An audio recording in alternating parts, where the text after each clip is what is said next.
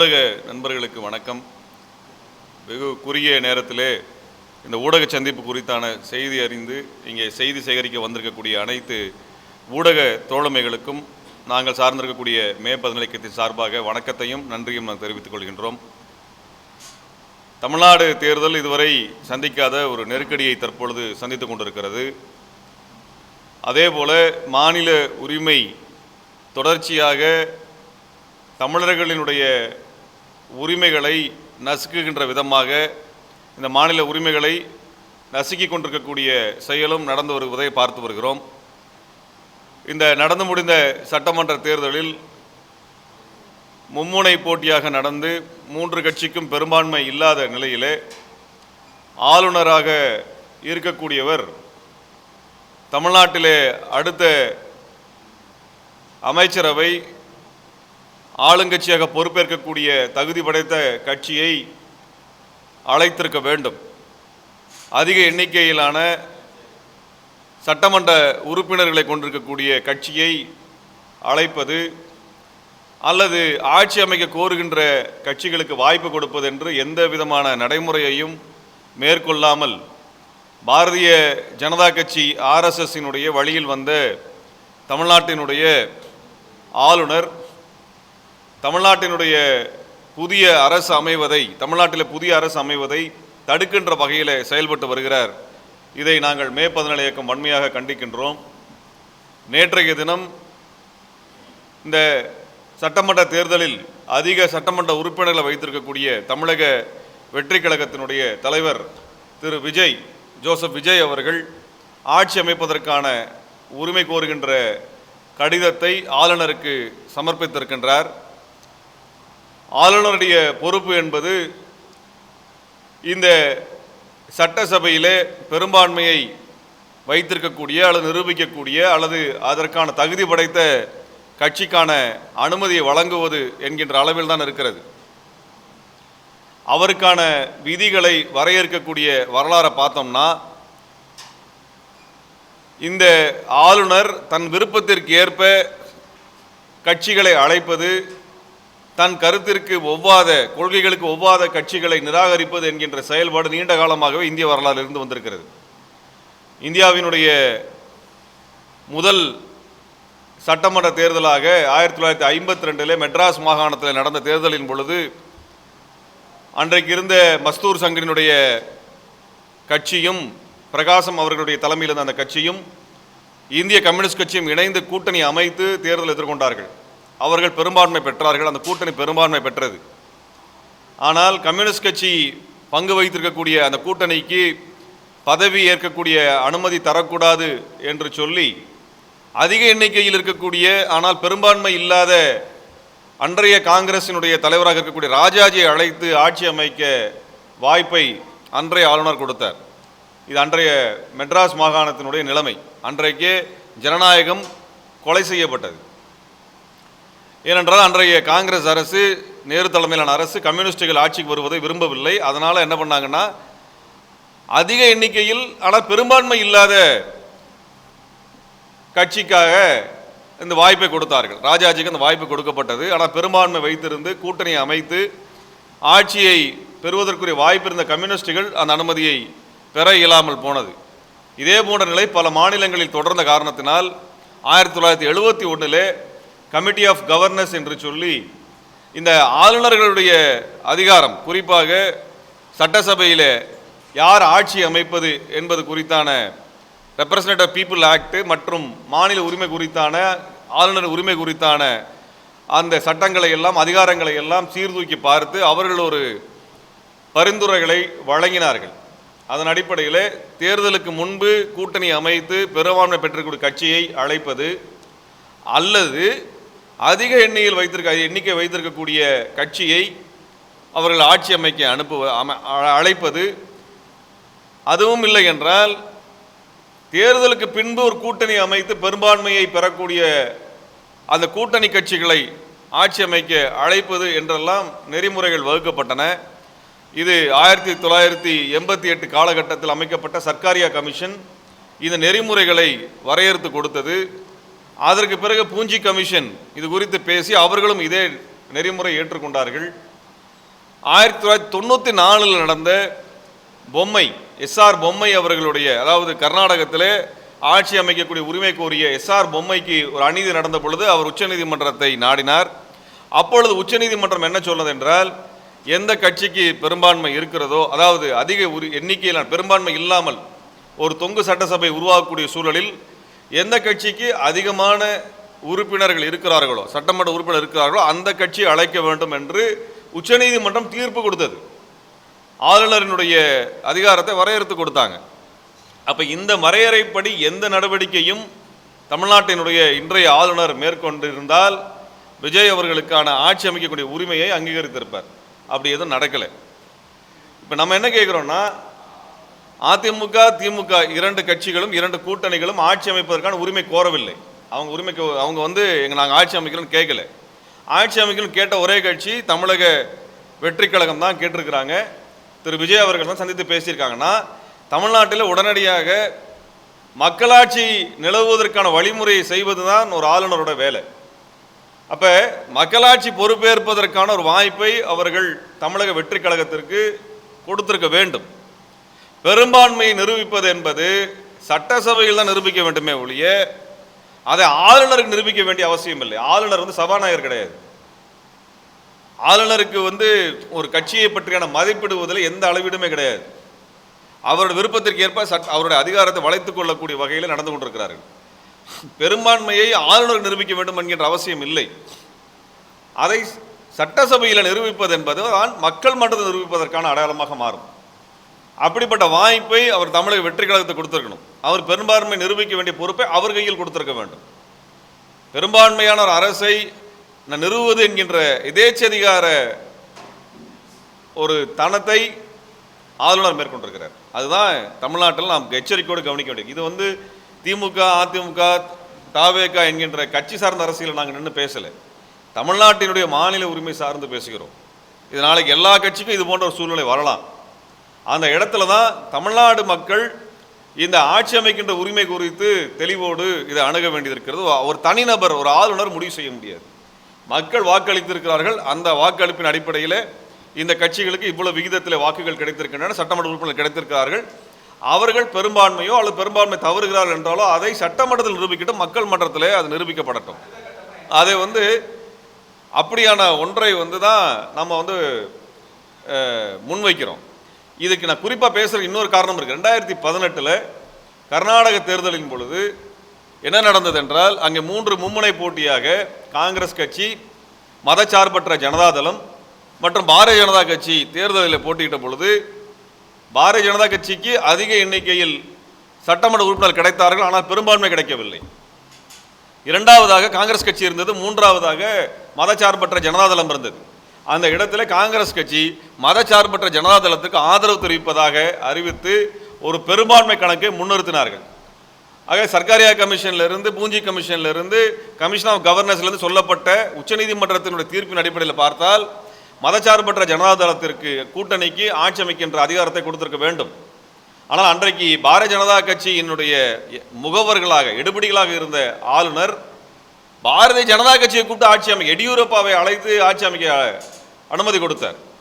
அது மட்டுமல்ல, பெரும்பான்மை நிரூபிப்பதற்காக 15 நாட்கள் அதற்கான கால அவகாசம் கொடுத்தார். இது எதுக்கு? அடுத்த கட்சி உடைப்பதற்கான அந்த கால அவகாசமாக அதை கொடுத்தார். உடனடியாக உச்சநீதிமன்றம் சென்ற பொழுது அந்த 15 நாள் என்பது ஒரே நாளாக குறைக்கப்பட்டது. ஒரே நாளில் நீங்கள் நிரூபிக்க, ஒரு நாள் தான் உங்களுக்கு அவகாசம் நிரூபிக்க வேணும் உச்சநீதிமன்றம் சொல்லிச்சு. இது ஆளுநர் அதிகாரத்தின் மீது உச்சநீதிமன்றம் வைத்த என்ன சொல்றது கடுமையான ஒரு விமர்சனம். இதுக்கு அப்புறமும் அங்கே பாரதிய ஜனதா கட்சி ஆட்சிக்கு வருதுன்னா அதுக்கேற்ற மாதிரி சட்டத்தை வளைத்துக் கொள்வது, தமிழ்நாட்டில் பாஜகவினுடைய கூட்டணிக்கு வாய்ப்பு கிடைக்கவில்லை என்றால் அதற்கேற்ப ஒரு முடிவில் எடுப்பது என்பது, கவர்னர் யாருக்கு வேலை செய்கிறாரு, கவர்னர் என்கின்ற பதவி யாருக்காக இருக்கிறது என்ற கேள்வி எழுப்ப விரும்புகிறோம்.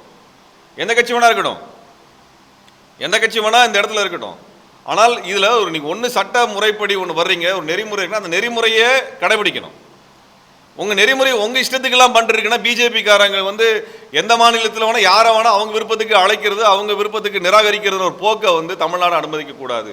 இது அனைத்து கட்சிகளும் கண்டிக்க வேண்டும் என்று நாங்கள் நேற்றைக்கு அறிக்கை வெளியிட்டிருந்தோம். இன்றைக்கு பல கட்சிகள் அந்த நிலைப்பாட்டை ஆதரித்திருக்கிறார்கள். அவர்கள் கவர்னருடைய போக்கை கண்டித்திருக்கிறார்கள், வரவேற்கிறோம். தமிழ்நாட்டில் உடனடியாக ஒரு மக்களாட்சி வரணும். இன்றைக்கு யாரையுமே அழைக்காம இருந்து நாளைக்கு கவர்னர் ஆட்சி வருது அப்படின்னா அது மக்களாட்சிக்கு நேர் எதிரானது. மக்கள் ஒன்றும் ஓட்டு போடாமல் எங்களுக்கு எந்த கட்சி வேண்டாம்னு நிராகரிக்கலை, ஓட்டு போட்டிருக்கிறாங்க. 3 அணிகளும் கணிசமான சட்டமன்ற உறுப்பினர் வச்சிருக்கிறாங்க கையில். ஒவ்வொரு தொகுதியும் தனக்கான சட்டமன்ற உறுப்பினர் யாருன்னு முடிவு பண்ணி அனுப்பியிருக்குது. இதை ஒரு நபர் முடிவு பண்ணுவாரா, ஒரு கட்சி முடிவு பண்ணுவாரா? அதுவும் தமிழ்நாட்டில் கூட்டணி வைத்து கூட்டணியின் பலத்தில் ஒரே ஒரு எம்எல்ஏ பதவி வைத்திருக்கூடிய பிஜேபி எப்படி முடிவு பண்ணுறது? பிஜேபி எப்படிங்க முடிவு பண்ணும்? அந்த பிஜேபி கட்சிக்காரங்க தமிழ்நாட்டில் யார் வரணும் யார் வரக்கூடாது முடிவு பண்ணுவாங்களா? அப்படிப்பட்ட ஒரு மோசமான சூழலை அனுமதிக்கக்கூடாது, தமிழ்நாடு அனுமதிக்கக்கூடாது. இதில் விருப்பு வெறுப்பெல்லாம் பார்க்கக்கூடாது என்றுதான் மே 14 சொல்லுது. ஒரே ஒரு எம்எல்ஏவை அதுவும் கூட்டணி வைத்து அதிமுகவின் பலத்தால் வாங்கி கொண்டு அவர்கள் இங்கே 108 சட்டமன்ற உறுப்பினர் பெற்றிருக்கக்கூடிய தமிழக வெற்றி கழகத்திற்கு ஆட்சி அமைப்பதற்கு வாய்ப்பு கொடுக்க மறுக்கிற இந்த எதேச்சதிகார போக்கு அராஜகமான போக்கு, தமிழ்நாடு மக்களினுடைய ஜனநாயக உரிமையை நசுக்குகின்ற போக்கு. இதை வன்மையாக கண்டிக்கிறோம். இதில் ஸ்ரீதர் வேம்பு என்ன பேசியிருக்காரு, அவர் RSS சங்கி, அவர் என்ன பேசியிருக்காரு, இப்போ ஆளுநர் ஆட்சி வரணும்னு பேசியிருக்கிறார். ஆளுநர் ஆட்சி வர்றதுக்கு பற்றியான பரிந்துரை பிஜேபி ஏன் இப்போ பேசுது? ஏன் பேசுது? ஆளுநர் ஆட்சி யார் கேட்டா? எதுக்கு ஆளுநர் ஆட்சி கொண்டு வரணும்? எதுக்கு கவர்னர் ஆட்சிக்கு திரும்பி வரணும்? மக்களாட்சி தான் வரணும். ஏன்னா பாஜக விருப்பப்பட்ட சட்டங்களை எல்லாம் நிறைவேற்றுவதற்கான சூழலை பாஜக தன்னுடைய தேர்தலில் மிக மோசமாக தோற்று போயிருக்கார்கள். ஒன்று மிக தெளிவாக தமிழ்நாடு மக்கள் ஒன்று சொல்லியிருக்கிறாங்க, திமுக கூட்டணியை நாங்கள் நிராகரிக்கிறோம்னா பிஜேபி கூட்டணிக்கு வாக்களிக்கின்ற அவசியம் இல்லை என்று முடிவெடுத்திருக்கிறாங்க. அதை நாங்கள் வரவேற்கிறோம். அவர்கள் தாவேக்காவை தான் தேர்ந்தெடுத்திருக்கிறார்கள், பிஜேபி கூட்டணியை நிராகரித்திருக்கிறார்கள். தமிழ்நாடு மக்கள் பிஜேபி கூட்டணி நிராகரித்தார்கள் என்பதுதான் செய்தி. அதுவும் 4 எம்எல்ஏ வைத்திருந்த பிஜேபி இன்னைக்கு 1 எம்எல்ஏ தான் வச்சிருக்குது. அதுவும் ஊட்டியில் அதிமுகவினுடைய வலிமையான தொகுதியில் தான் வென்றிருக்கிறார்கள். இதுதான் நிலைமை, இதுதான் பிஜேபியோட நிலைமை. தமிழ்நாடு மக்கள் மதவெறியை நிராகரித்திருக்கிறார்கள். திருப்பரங்குன்றத்தில் கலவரம் பண்ணுறேன்னு சொல்லி அத்தனை அழிச்சாட்டியம் செய்த அந்த பிஜேபியை நிராகரித்திருக்கிறார்கள். பிஜேபிக்கு தேர்தலில் பிரச்சாரம் பண்ணுறது யாரெல்லாம் வந்தாங்க? பிரதமர் வந்தார், திருப்பரங்குன்றத்துக்கு போனார், அமித்ஷா வந்தார், அவர் நகரவளம் வந்தார், மகாராஷ்டிராவினுடைய முதல்வர் வந்தார். அவர் என்ன சொன்னார், நீங்கள் ஓட்டு போட்டால் தான் உங்களுக்கு மதுரைக்கு மெட்ரோ வரும்னு பிளாக்மெயில் பண்ணார். இத்தனை பேரையும் கொண்டு வந்து இறக்குனாங்க பிஜேபி. இத்தனை அமைச்சர்கள், இத்தனை முதலமைச்சர்கள், இத்தனை பரப்புரைகளை செய்தும் ஒரே ஒரு இடத்துல தான் பிஜேபி ஜெயிச்சிருக்குன்னா தமிழ்நாடு மக்கள் 234 தொகுதியில் ஒரே ஒரு தொகுதி தான் பிஜேபி கொடுத்து, அதுவும் கூட்டணி என்பதால் கொடுத்தாங்க. இல்லைன்னா பிஜேபி தொடை தெரியப்பட்டிருக்கும். இதுதான் தமிழ்நாடு மக்களோட ஒட்டுமொத்த முடிவு. எங்களுக்குள்ள இருக்க மாநில கட்சிகள் நாங்கள் வாக்களிச்சுக்கிறோம், ஆனால் பிஜேபி கூட்டணிக்கு வாக்களிக்க மாட்டோம் என்று பேசிவிட்டார், தெளிவாக சொல்லிட்டாங்க. அப்புறம் எதுக்கு மறுபடியும் இங்கே யார் ஆட்சியை அமைக்கணும் அமைக்கக்கூடாதுன்னு பிஜேபி இப்படி முடிவு பண்ணலாம்? அதை தான் நாங்கள் இப்போ கேட்குறோம். இன்றைக்கு தமிழ்நாட்டில் ஆட்சி அமைக்கப்படணும். தமிழக வெற்றி கழகத்திற்கு ஜனநாயக சக்திகள் இந்த புள்ளியில் இருந்தாவது கவனிக்க வேண்டும். இதை இந்த புள்ளியில் இருந்தால் கவனிக்க. நாளைக்கு ஆளுநர் ஆட்சியை நம்ம தலையில் திணிக்கிறதுக்கா? ஆளுநர் ஆட்சி நடந்ததுக்காக கொண்டு வந்ததுக்கு பின்னாடி இவங்க என்ன வேணா செய்வாங்களே, மாநிலத்தை என்ன வேணா செய்வாங்கல்ல. இப்போவே யோசிச்சு பாருங்க, நேற்றுக்கு ஒரு நாளுக்குள்ள என்ன நடந்திருக்கிறது. அவர் ஆட்சி அமைப்பதற்கான அனுமதியை கொடுக்கல. அதே நேரத்தில் மணி லாண்டரிங் கேஸ் பிஎம்எல்ஏ வழக்கு திரு விஜய் மேலே ஏவப்பட்டிருக்கிறது, அந்த வழக்கு கொண்டு வரப்பட்டிருக்கிறது. அதே நேரத்தில் மும்மொழி கொள்கையை முன்வைக்கக்கூடிய PM ஸ்ரீ திட்டத்தை உடனடி நடைமுறைப்படுத்தணும்னு ஒன்றிய அரசுடைய கல்வித்துறை கடிதம் அனுப்பியிருக்குது. நான் கேட்குறேன், இங்கே ஒரு ஆட்சி அமையலை, மக்களாட்சி அமையாதப்ப இத்தனை நெருக்கடி பிஜேபிக்காரன் கொடுக்குறான். இது எவ்வளோ பெரிய அராஜகமான போக்கு. தமிழ்நாடு மக்களை பற்றி என்ன நினைக்கிறாங்க?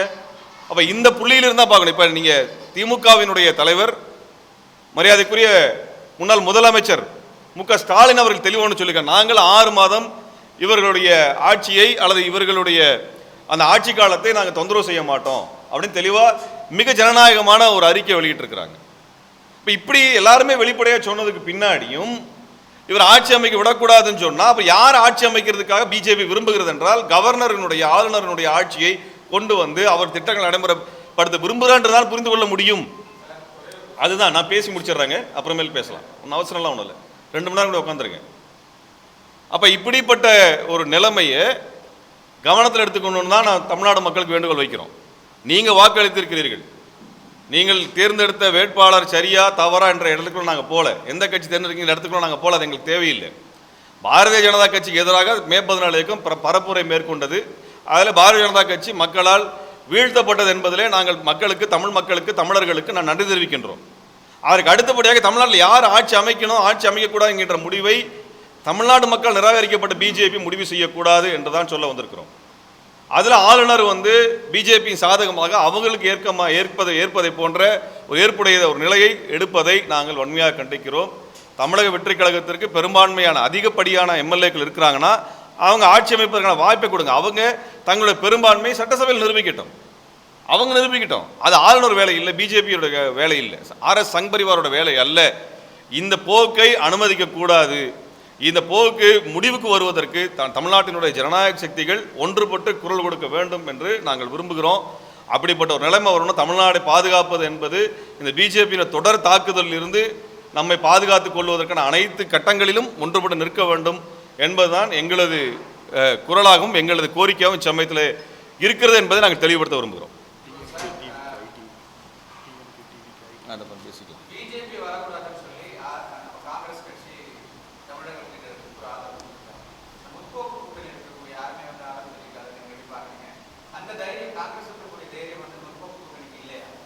இல்லைங்க, காங்கிரஸ் அவங்க தமிழக வெற்றி கழகத்தோடு போகணும்னு முடிவு பண்ணி தான் தேர்தலுக்கு முன்னாடியே முடிவு பண்ணியிருக்கணும். தேர்தலின் பொழுது திமுகவோடு சேர்ந்து கொண்டு பரப்புரையில் தாங்கள் தாவேக்காக்கு எதிராக ஒரு நிலைப்பாடு எடுத்ததாக காட்டிக்கொண்டு அதற்கு பிறகு போகிறாங்க. இப்போ இருக்கக்கூடிய சூழலில் பொறுத்து மற்ற ஜனநாயக அமைப்புகள் ஒரு முடிவு எடுக்கிறது என்பது கவர்னர் ஆட்சி நிலை வராமல் இருக்கிறத பார்க்குறது தான் நம்ம பார்க்குறோம். ஆனால் காங்கிரஸ் நிலைமை அப்படி எடுக்கலை. காங்கிரஸ் அந்த மாதிரி எடுக்கல. அவர்களுக்கு தெளிவாக ஒரு நிலைப்பாடு இருக்குது. வெற்றி பெறுவதற்கு முன்பு ஒரு கூட்டணி, வெற்றி பெற்ற பிறகு ஒரு கூட்டணி வைக்கிறது, அதை நாங்கள் என்றைக்குமே ஏற்றுக்கல. ஏன்னா பாரதிய ஜனதா கட்சி எவ்வளவு தூரம் மாநில உரிமைகளை நசுக்குகிறதோ அதை விட ஒருபடி மேலாக நசுக்கிய கட்சி தான் காங்கிரஸ். அதான் 1952 நான் சொல்லிட்டு வந்திருக்கேன். நான் ஏன்னா நடந்ததுன்னு சொல்லியிருக்கிறோம். காங்கிரஸ் தான் அந்த வேலையை செஞ்சிருக்கிறாங்க. இப்போ அதே பாரதிய ஜனதா கட்சி செய்யுது. தேசிய கட்சிகள் இங்கே இடம் இல்லை, மாநில கட்சிகள் இது குறித்து முடிவெடுக்கணும்னு தான் பேசுகிறோம். நம்ம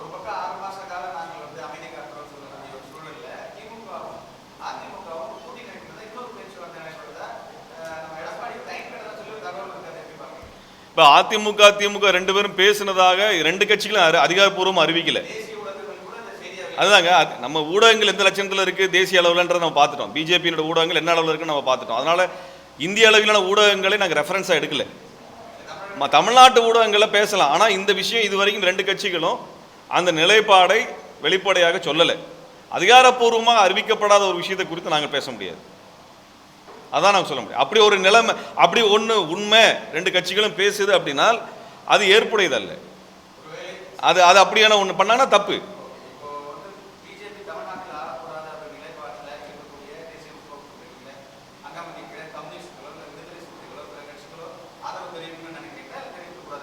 இல்லை, அது அந்த கட்சிகளினுடைய ஜனநாயக முறையில் அந்த கட்சி தான் முடிவெடுக்கணும். விடுதலை சிறுத்தைகளோ கம்யூனிஸ்ட் கட்சிகளோ தமிழ்நாட்டு நலனுக்கு எது பயன்படும், தங்களுடைய கொள்கைக்கு எது சரியானதாக இருக்கும் என்பதை அந்த கட்சி தான் முடிவு பண்ணணும். ஏன்னால் அது வலிமையான கட்சி, மக்களை சென்று சந்தித்திருக்கிறார்கள், சட்டமன்ற உறுப்பினர்களை பெற்றிருக்கிறார்கள். அவர்கள் பேசி முடிவெடுப்பது தான் சரியானதாக இருக்கும் நான் நினைக்கிறேன். அவங்க கம்யூனிஸ்டுகளோ விடுதலை சிறுத்தைகளோ அல்லது இதர கட்சிகளோ மதச்சார்பற்ற நிலைப்பாடு எடுத்தவர்கள் அவர்கள் தனியாக முடிவெடுத்தாதான். நாங்கள் யார் ஆட்சி அமைக்கணும் நாங்கள் சொல்லணும் நம்ம சரியா இருக்காது. அந்த மாதிரி இடத்துக்குள்ள நாங்கள் போக முடியாது. நாங்கள் என்ன சொல்லணும், ஆளுநர் ஆட்சி அப்படின்னு ஒன்று வருதுனால் அதை நாங்கள் நிராகரிக்கிறோம்.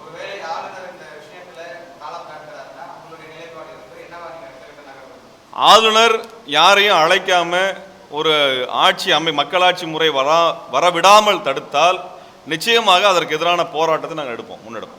ஆளுநருக்கு எதிரான போராட்டத்தை நாங்கள் நிச்சயமாக எடுப்போம். அது கட்சி சார்ந்த அல்ல, தமிழ்நாட்டின் உரிமை சார்ந்து நிச்சயமாக எடுப்போம். ஜனநாயக அமைப்புகளும் அது போன்ற இடத்துக்கு வருவாங்கன்னு நான் நம்புகிறோம். நாங்கள் நன்றி.